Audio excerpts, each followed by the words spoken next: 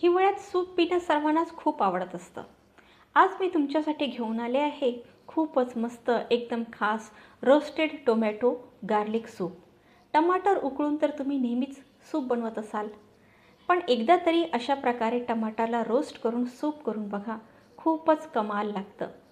हे tomato garlic soup तुमचं सर्वात फेवरेट सूप होऊन जाणार. चला तर मग सुरुवात करूया. रोस्टेड टोमॅटो गार्लिक सूप बनविण्यासाठी सर्वात पहिले गॅसवर असं एक स्टँड ठेवून त्यावर 3-4 लाल पिकलेले टमाटर भाजून घ्यावे. टमाटर आपल्याला तोपर्यंत भाजून घ्यायचे आहे जोपर्यंत ते आतून सॉफ्ट होणार नाही.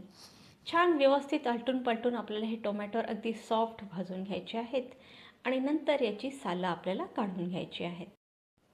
टोमॅटोचे साल काढून झाल्यानंतर हे टोमॅटो आपल्याला मिक्सरच्या पॉटमध्ये छान बारीक वाटून घ्यायचे आहेत. छान याची आपल्याला प्युरी तयार करून घ्यायची आहे आणि वाटल्यानंतर हे संपूर्ण वाटण आपल्याला व्यवस्थित एका गाळणीने गाळून घ्यायचं आहे. म्हणजे यात जो जाडसरपणा राहिला असेल किंवा काही बिया राहिल्या असेल तर त्या निघून जातील. अशा प्रकारे हे भाजलेल्या टमाटरची प्युरी छान व्यवस्थित मी चाळणीने गाळून घेतलेली आहे. मिक्सरच्या पॉटमध्ये थोडंसं पाणी टाकून तेही मी इथे गाळून घेतलेलं आहे. छान मस्तपैकी आपली टोमॅटो प्युरी एकदम सॉफ्ट तयार आहे. आता गॅस सुरू करून त्यावर एक पॅन किंवा कढई ठेवूया आणि त्यात बटर टाकायचं आहे. बटर मेल्ट झालं की त्यात 5 ते 6 लसूण पाकळ्या आपल्याला बारीक करून टाकायच्या आहेत. त्याचबरोबर 2 तेजपान आणि अर्धा इंच कलमी टाकायची आहे. लसणाचा कच्चेपणा जाण्यासाठी थोडंसं परतून घ्यायचं आणि यात भाजलेल्या टमाटरची प्युरी आपल्याला टाकायची आहे.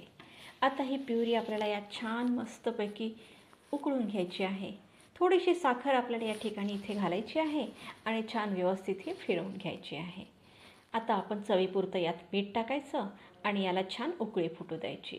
व्यवस्थित हे छान शिजल्यानंतर यामध्ये आता आपल्याला टाकायची आहे कॉर्नफ्लॉवरची स्लरी. 1 टीस्पून कॉर्नफ्लॉवरमध्ये 1 टेबलस्पून पाणी घालून छान मिक्स करायचं आणि ही स्लरी यात घालायची. या कॉर्नफ्लॉवरमुळे आपल्या या सूपला छान घट्टपणा आणि दाटसरपणा येतो. आता यात आपल्याला 1 टीस्पून मिरपूड घालायची आहे. काळे मिरे कुटून यामध्ये आपल्याला घालायचे आहेत. काळ्या मिऱ्यांमुळे याला थोडासा तिखटपणा येतो आणि चव अप्रतिम लागते. सूपमध्ये काळे मिरे हे घालावेच लागते. मस्तपैकी आपलं हे सूप तयार आहे. गरमागरम हे सूप अगदी खाण्यासाठी तयार आहे, पिण्यासाठी तयार आहे.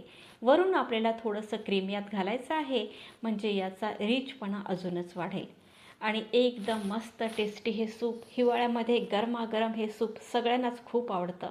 नक्की करून बघा अशा प्रकारे सूप. रेसिपी आवडली असल्यास रेसिपीला लाईक करा, शेअर करा आणि अशा झणझणीत रेसिपींसाठी माझ्या चॅनलला सबस्क्राईब करा. भेटूयात पुढल्या